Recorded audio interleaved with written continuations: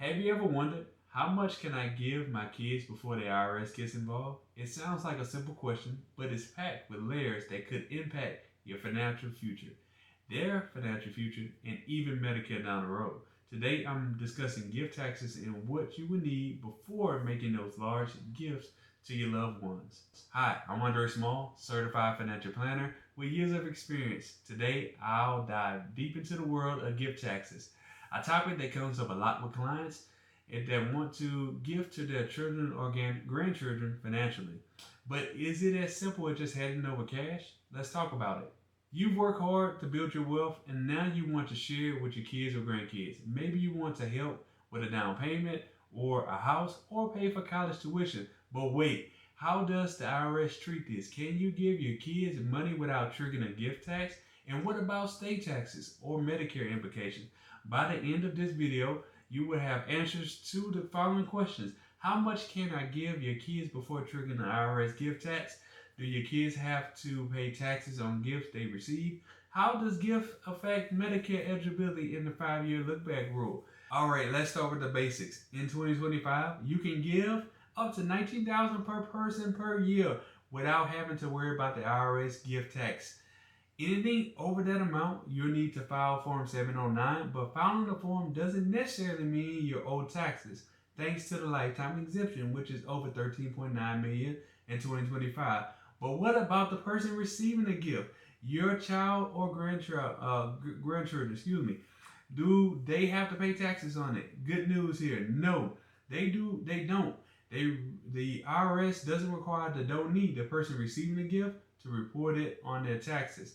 However, depending on the adjusted basis of the gift, fair market value, and how long the gift receiver holds the gift, and the value at the time when the gift is sold, determines the taxes due by the donee.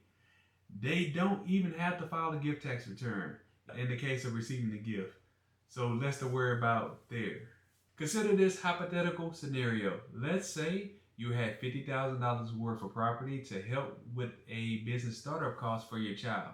You are thrilled to give your son a head start, but you don't realize that crossing the $19,000 threshold meant you need to file Form 709. Walking through the process, and while it added a bit of paperwork, you may be relieved to know it wouldn't affect your overall financial plan because of the lifetime exemption. Situations like this are common, and a little planning goes a long way in avoiding surprises. But here's where things get tricky.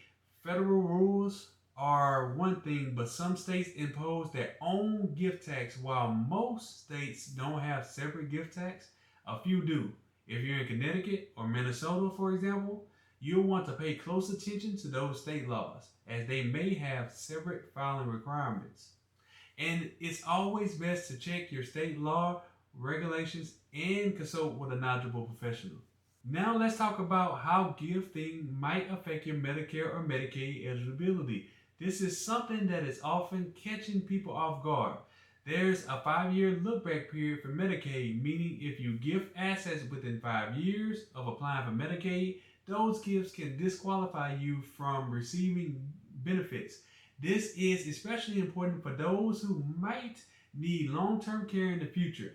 If you're planning to give away large sums of money and anticipate needing Medicaid, it's crucial to strategize ahead of time. If you're thinking about making large gifts to your children or grandchildren, I highly recommend working with a financial planner. These types of decisions can have lasting impacts on your overall financial health and the legacy you leave behind. To learn more about how I provide unbiased advice and help families like yours navigate the complexities of gifting and taxes, check out my other videos and consider scheduling a conversation with me. So to wrap up, how much can you give your kids without paying the IRS gift tax? In 2025, you can give up to $19,000 per person. You'll need to file a form if you go over that amount, but doesn't necessarily mean you owe taxes immediately. Your kids don't have to pay taxes on gifts immediately, and you want to be mindful of state taxes and Medicare's 5-year look-back rule.